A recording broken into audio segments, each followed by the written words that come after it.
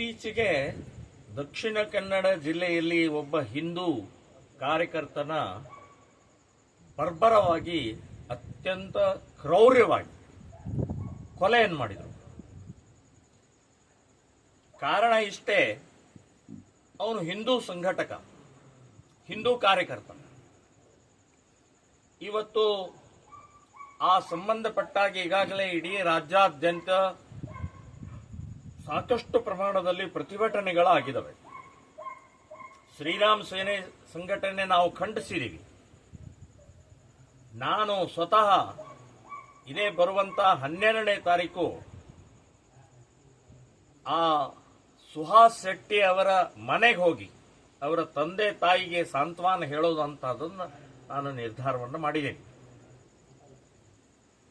ಈ ಘಟನೆಯಲ್ಲಿ ಇಬ್ಬರು ಅವರ ವಕ್ತವ್ಯವನ್ನ ನಾನು ಖಂಡಿಸ್ತಾ ಇದ್ದೀನಿ. ಒಂದು ಜಮೀರ್ ಅಹ್ಮದ್, ಇನ್ನೊಂದು ಯುಟಿ ಖಾದರ್. ಯುಟಿ ಖಾದರ್ ಅವರು ಸಭಾಪತಿ ಇದ್ದಾರೆ, ಅವರು ಸ್ಪೀಕರ್ ಇದ್ದಾರೆ. ಸ್ಪೀಕರ್ ಸ್ಥಾನ ಕೂತ ಮೇಲೆ, ಸ್ಪೀಕರ್ ಅಂತ ಹೇಳಿ ಘೋಷಣೆ ಆದ ಮೇಲೆ ಪಕ್ಷಾತೀತ, ಜಾತ್ಯಾತೀತ, ಧರ್ಮಾತೀತವಾಗಿ ಅವರು ನಡ್ಕೊಳ್ಬೇಕು. ಯಾರ್ದೋ ಪರವಾಗಿ, ಯಾರ್ದೋ ವಿರುದ್ಧವಾಗಿ ಮಾತನಾಡುವಂತಹದ್ದನ್ನ ಸ್ಪೀಕರ್ಗೆ ಯಾವುದೋ ಹಕ್ಕು ಕೊಟ್ಟಿಲ್ಲ. ಸೊ ಅವರು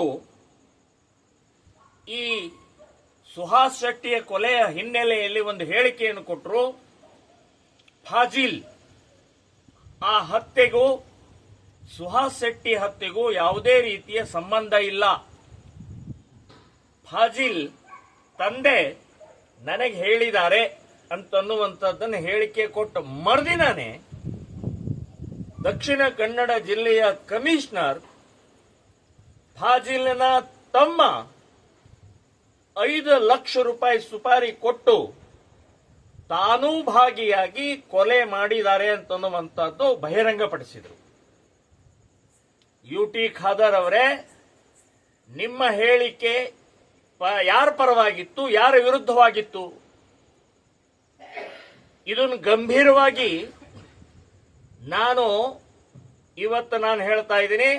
ನಾವು ಇದರ ವಿರುದ್ಧ ಗವರ್ನರ್ಗೆ ಮತ್ತು ಹೈಕೋರ್ಟ್ಗೆ ಕೂಡ ಇದರ ವಿರುದ್ಧ ನಾವು ದಾಖಲೆಯನ್ನು ಮಾಡೋರಿದ್ದೀವಿ.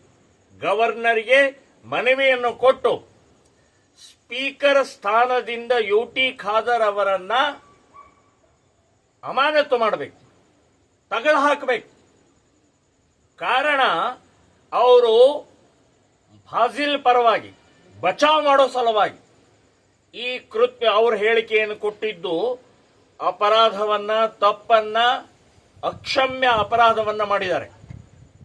ಸೊ ಇದನ್ನು ನಾನು ಖಂಡಿಸ್ತಾ ಇದ್ದೀನಿ. ಇದರ ವಿರುದ್ಧ ನಾವು ಇಡೀ ರಾಜ್ಯಾದ್ಯಂತವಾದಂತಹ ಹೋರಾಟವನ್ನು ಕೂಡ ಮಾಡುವಂತ ನಿರ್ಧಾರವನ್ನು ಮಾಡಿದ್ದೀವಿ. ಇದು ಒಂದು.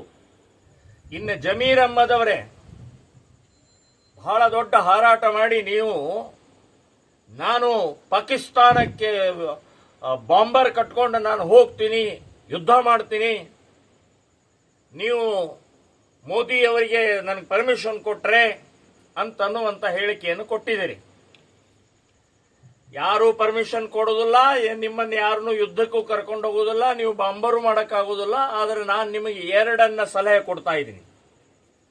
ಒಂದು, ನಿಮ್ಮ ಚಾಮರಾಜಪೇಟೆಯ ನೀವು ಗೆದ್ದಂತ ಕ್ಷೇತ್ರದಲ್ಲಿ ಸುಮಾರು 30,000 ಜನ ಅಕ್ರಮವಾಗಿ ಬಾಂಗ್ಲಾದೇಶಿಗಳಿದ್ದಾರೆ, ರೋಹಿಂಗ್ಯಾಗಳಿದ್ದಾರೆ. ಅವರಿಗೆ ವೋಟರ್ ಕಾರ್ಡು, ಅವರಿಗೆ ರೇಷನ್ ಕಾರ್ಡು, ಅವರಿಗೆ ಎಲ್ಲಾ ರೀತಿಯ ವ್ಯವಸ್ಥೆಯನ್ನು ನೀವು ಮಾಡಿದಿರಲ್ಲ, ಅವರನ್ನ ಮೊದಲು ಒದ್ದು ಹೊರಗೆ ಹಾಕಿದ್ರೆ ನೀವು ಯುದ್ಧ ಮಾಡಿದಾಗೆ. ವೈರಿಗಳ್ರಿ ಅವರು. ರೋಹಿಂಗ್ಯಾ ಮತ್ತು ಬಾಂಗ್ಲಾದೇಶ ಮುಸ್ಲಿಮರಿಗೂ ವೈರಿಗಳು, ದೇಶದ್ರೋಹಿಗಳು. ಅವರನ್ನ ಹೇಗೆ ಸಾಕ್ತಾ ಇದ್ರಿ ನೀವು? ಅವ್ರಿಗೆ ವೋಟಿಂಗ್ ಕಾರ್ಡ್ ಆಯ್ತು, ಅವರಿಗೆ ಹೆಂಗ ರೇಷನ್ ಕಾರ್ಡ್ ಆಯ್ತು? ನೀವು ಅವರನ್ನು ಹೊರಗೆ ಹಾಕಬೇಕು ಅಂತನ್ನುವಂಥದ್ದು ನಾನು ಮೇಲಿಂದ ಮೇಲೆ ಹೇಳ್ತಾ ಇದ್ದೀನಿ. ಯಾವ ಸರ್ಕಾರಿ ಅಧಿಕಾರಿಗಳಾಗಲಿ, ಗೃಹ ಮಂತ್ರಿಗಳಾಗಲಿ ಅವರನ್ನು ಹೊರಗೆ ಹಾಕುವಂತ ಧೈರ್ಯವನ್ನು ತೋರಿಸಿಲ್ಲ. ಇನ್ನು ನಾವೇ ನುಗ್ಗಬೇಕು.